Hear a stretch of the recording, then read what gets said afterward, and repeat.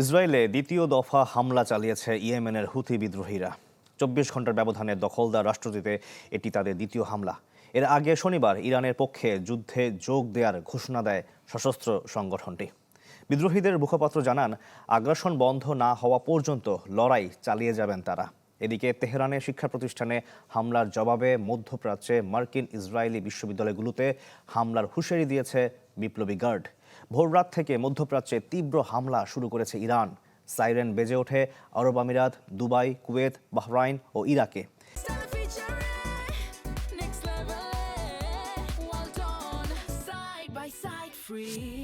ইসরায়েলে তেহরানের ক্ষেপণাস্ত্র ও ড্রোনের আঘাতে আহত হয়েছেন ১১ জন। চুপ করে নেই লেবাননও।